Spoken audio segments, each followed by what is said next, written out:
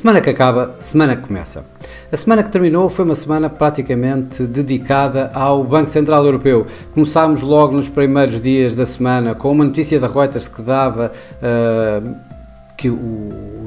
as projeções do Banco Central Europeu, dos membros do Banco Central Europeu relativamente à inflação, iriam sair acima das últimas previsões. Ora, isso no mercado em que estava a contar com cerca de 30% a 40% de probabilidades de uma subida de taxa de juros, fez, digamos, de imediato o seu caminho, ou seja, as probabilidades de uma subida de taxa de juros na reunião que iria ser na quinta-feira começou logo de imediato a aumentar. Entretanto, tivemos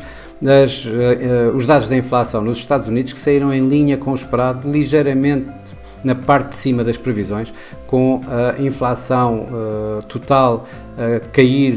aliás a subir de 3,2% para 3,7%, tal como esperado, e a inflação core, ou seja, aquela em que se retirávamos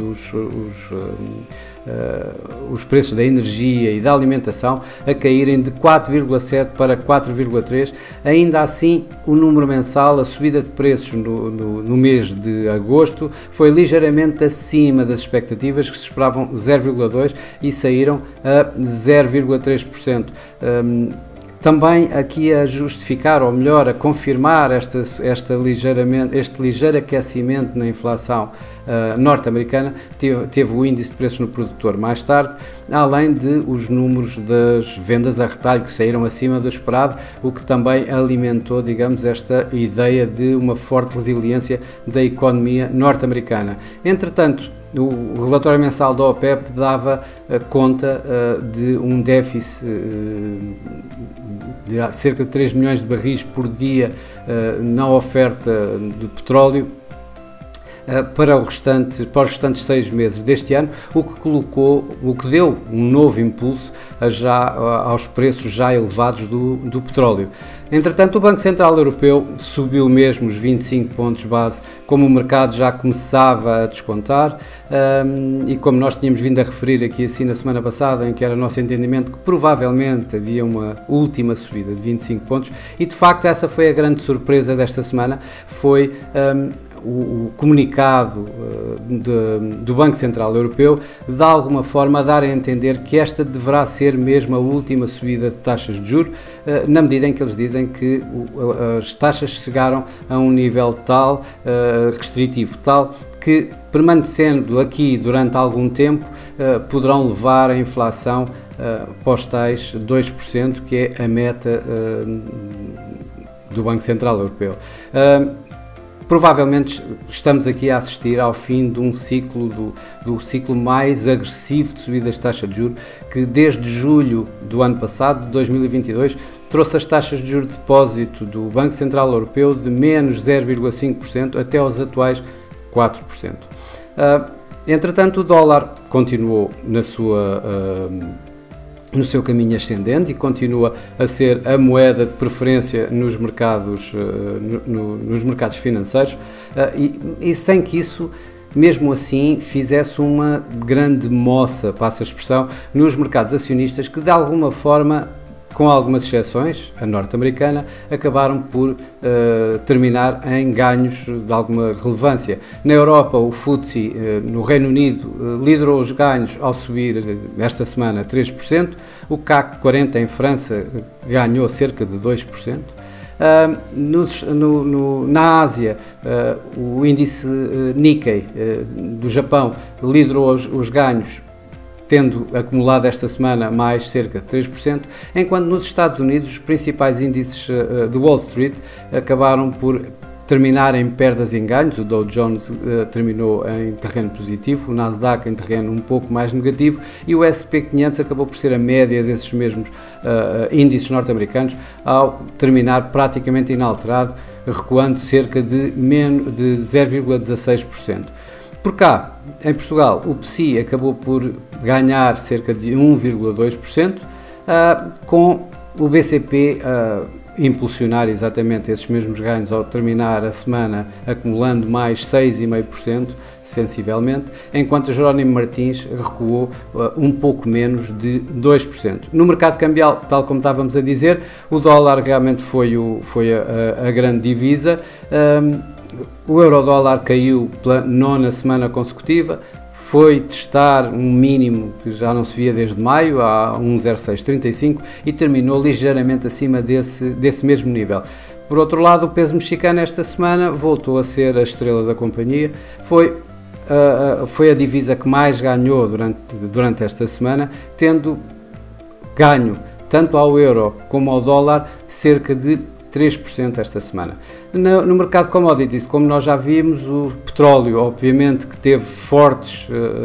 ganhos, isto depois dos relatórios da OPEP, em que ganharam cerca de 4%, o Brent, que está aqui neste gráfico, como vêem, cerca de 3,99%, 4%, o WTI ligeiramente acima desta performance. O ouro terminou praticamente inalterado, onde praticamente também andou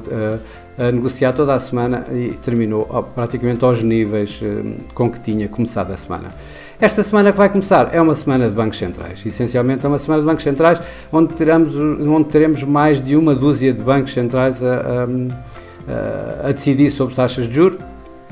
Claro que os mais relevantes são sempre os suspeitos do costume, passa a expressão. O Banco do Japão, no último dia da semana, provavelmente irá deixar tudo como está, depois inclusive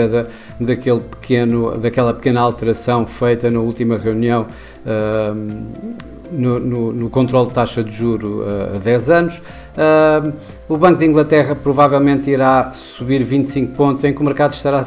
principalmente atento se também dará alguma indicação de que poderá parar ou não, tal como fez o Banco Central Europeu. O Norges Bank na Noruega deverá mesmo subir 25 pontos, tal como tem anunciado, como anunciou já anteriormente, e o Banco Nacional Suíço, as opiniões também se dividem se vai ou não subir mais 25 pontos e levar a sua taxa de juros de 1,75% para 2%. Também o Banco Central Turco vai reunir esta semana, onde o mercado espera mais uma forte subida da taxa de juros, depois de subir 7,5% na anterior reunião, provavelmente irá subir mais 5%, ou seja, passar a sua taxa de juros de 25% para 30%, na tentativa de combater a inflação e a desvalorização da sua moeda. Mas claro que o mercado vai estar essencialmente a olhar para o resultado da Reserva Federal, que deverá manter, o mercado está unânime em que deverá manter a sua taxa de juros inalterada no intervalo 5,25 a 5,5 dos Fed Funds. No entanto, o mercado estará principalmente atento e a maior atenção irá para as projeções do FOMC, ver se continuam ou não a projetar uma nova subida de taxa de juros, verificar se de facto o Banco Central norte-americano irá fazer o mesmo, basicamente,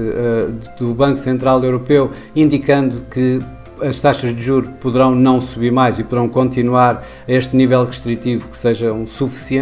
suficientemente restritivo para não haver mais subidas de taxa de juros, e portanto tudo isso é que vamos ver se o mercado vai começar a descontar mais ou menos a última subida, ou uma possível última subida ainda este ano na Reserva Federal, nas reuniões de novembro ou de dezembro. Por fim, em termos de dados económicos, o grande dado económico esta semana praticamente é os dados da atividade privada, os PMIs, tanto desde a Ásia até aos Estados Unidos, embora, claro, é sempre na Europa que ultimamente nós temos olhado principalmente para os PMIs para tentar verificar se poderemos ter aqui assim se haverá o perigo de a Europa entrar mais cedo ou mais tarde numa recessão e qual a profundidade dessa mesma recessão. Isso poderá ser, digamos, determinante para quanto tempo, e agora é esse o problema, é quanto tempo ficarão nos atuais níveis restritivos as taxas de juros do Banco Central Europeu. Bom, para já é tudo, uma boa semana e bons negócios e eu estarei cá para a próxima semana para mais uma Semana que Acaba, Semana que Começa. Até lá!